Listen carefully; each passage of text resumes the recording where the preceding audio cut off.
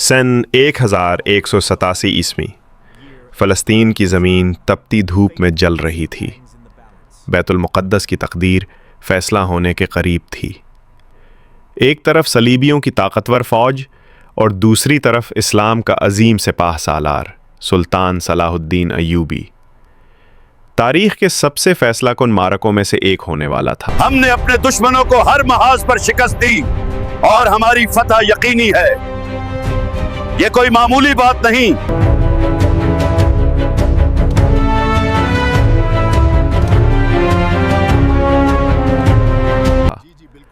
صلیبی لشکر شاگید لوزگنان کی قیادت میں اکٹھا ہوا۔ ان کے پاس ہزاروں سپاہی اور مقدس صلیب کا پرچم تھا، مگر کچھ عقلمند نائٹس نے اپنے بادشاہ کو خبردار کیا، اے بادشاہ، آگے مت بڑھو، یہ جال ہے۔ گرمی، پیاس اور پہاڑوں میں چھپے دشمن ہمیں ختم کر دیں گے۔ مگر غرور اور عہد نے ان کے قدم آگے بڑھا دیے۔ فوج سورج کی جھلستی تپش میں ٹبریاس کی طرف روانہ ہو گئی۔ پہاڑوں کے بیچ صلاح الدین کی فوج چھپی بیٹھی تھی۔ چشمے بند کر دیے گئے تھے، گھاس جلا دی گئی تھی، دھواں اور آگ ہر سمت پھیل گئی۔ رات بھر ڈھول بجے، تیر برسے اور صلیبیوں کو نیند نہ ملی۔ دن نکلتے ہی لشکر کمزور اور پیاس سے نڈھال ہو چکا تھا۔ پہاڑوں کے دامن جہاں دو بلند چوٹیاں تھیں جنہیں قرون حطین کہا جاتا ہے، وہاں صلیبیوں کی صفیں ٹوٹ گئیں۔ سپاہی گرنے لگے، گھوڑے ڈھیر ہو گئے اور مقدس صلیب زمین پر گر پڑی۔ شاگی گرفتار ہوا اور بدنام رینالڈ کو سزا دی گئی۔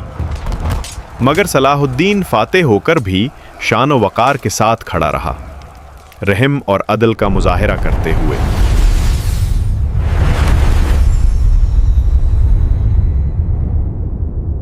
یوں حطین کی آگ نے صلیبی غرور کو جلا ڈالا۔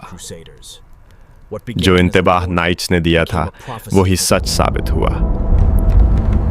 اب بیت المقدس کے دروازے صلاح الدین کے لیے کھلنے والے تھے، اور تاریخ ہمیشہ اسے فتح کی نہیں، انصاف اور رحمت کی جنگ کے طور پر یاد کرے گی۔ یہ ہے سرزمین حطین، جہاں صلیب اور ہلال آمنے سامنے کھڑے تھے۔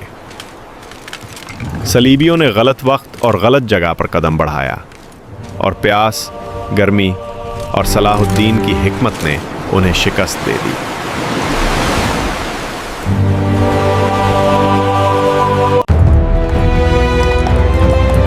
کیا آپ اتفاق کرتے ہیں کہ آج بھی دشمن کی طاقت اور وقت کے غلط انتخاب پر کیا گیا حملہ خود ان کے لیے نقصان دہ ثابت ہو سکتا ہے؟ کیا حالیہ دنوں میں ایسی کوئی صورتحال آپ کے مشاہدے سے گزری؟ ہمیں کمنٹس میں ضرور بتائیں۔ We need your support to grow and bring you more stories. Please like, share, and subscribe to our channel.